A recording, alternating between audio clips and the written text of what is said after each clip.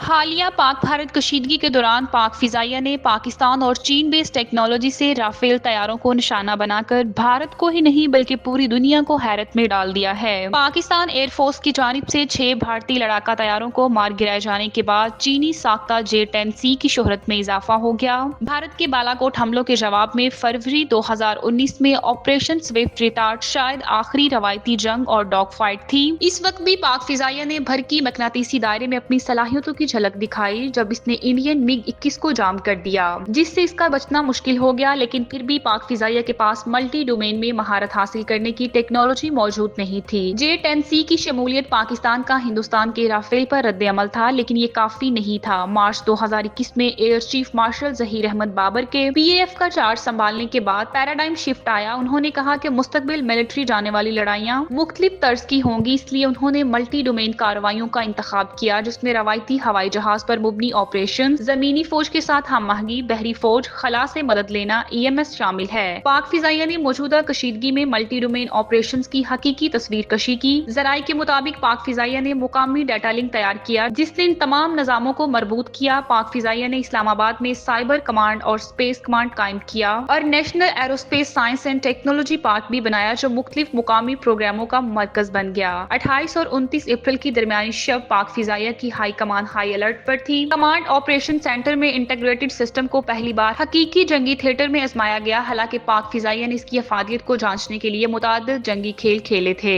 آدھی رات کے بعد اس نظام کو فوری طور پر 4 رافیل جیٹ طیارے نظر آئے جب انہوں نے ہندوستان کے غیر قانونی طور پر مقبوضہ جموں کشمیر پر اڑان بھری۔ ایئر چیف اور ان کی ٹیم طیاروں کی نقل و حرکت کو براہ راست دیکھ رہی تھی۔ PAF کے جیٹ طیارے کچھ ہی دیر میں ہوائی جہاز سے اڑ گئے اور پاکستان رافیل کے کچھ سسٹمز کو جام کرنے میں کامیاب ہو گیا، جس سے ہندوستانی طیاروں کو بھاگنا پڑا۔ 14 رافیل سمیت تمام ہندوستانی لڑاکا طیاروں نے 6 اور 7 مئی کی درمیانی شب پاکستان کے اندر میزائل حملوں کا سلسلہ شروع کرنے کی اڑان بھری تو فوری طور پر الیکٹرانک ID کے ذریعے دیکھے گئے۔ تقریباً 72 ہندوستانی لڑاکا طیارے ہوائی اڈے پر تھے اور ان کے علاقے میں کافی اندر تک آ گئے تھے۔ اس کے باوجود پاکستانی فریق ان کی نقل و حرکت کو دیکھ اور ٹریک کر سکتا تھا۔ پاکستانی پائلٹوں کو دی گئی مصروفیات کے صرف اس صورت میں گولی ماری جائے گی جب وہ ہتھیار چھوڑیں گے۔ جس لمحے انہوں نے پاکستان کے اندر میزائل فائر کیے، مصروفیات کے اصول فضا میں بدل گئے اور PAF کے پائلٹوں کو انہیں مار گرانے کو کہا گیا۔ مربوط ڈیٹا لنک کی وجہ سے پاکستانی پائلٹوں کے پاس ضروری زمینی مدد تھی، جس کی وجہ سے وہ ٹارگٹ بیلز کی آنکھ کو نشانہ بنا سکتے تھے۔ یہ پہلا موقع تھا جب رافیل کو جنگی کارروائیوں میں مارا گیا تھا اور مغربی ٹیکنالوجی کا تجربہ کیا گیا اور چین سر فہرست آیا، جہاں پاکستان اور چین کے قریبی تعاون نے کلیدی کردار ادا کیا۔ وہیں گزشتہ چند سالوں میں پاک فضائیہ کے تیار کردہ دیسی نظام کی اہمیت کو نظر انداز نہیں کیا جا سکتا۔ ذرائع کے مطابق ایک جنگ میں 6 لڑاکا طیاروں کا گرنا بھارتی فضائیہ کے لیے بڑا دھچکا ہے۔ پاک فضائیہ کے افسر نے مزید کہا کہ قوم اس فتح کو پسند کرتی ہے جب وہ اگلے چیلنج کی تیاری کر رہے تھے۔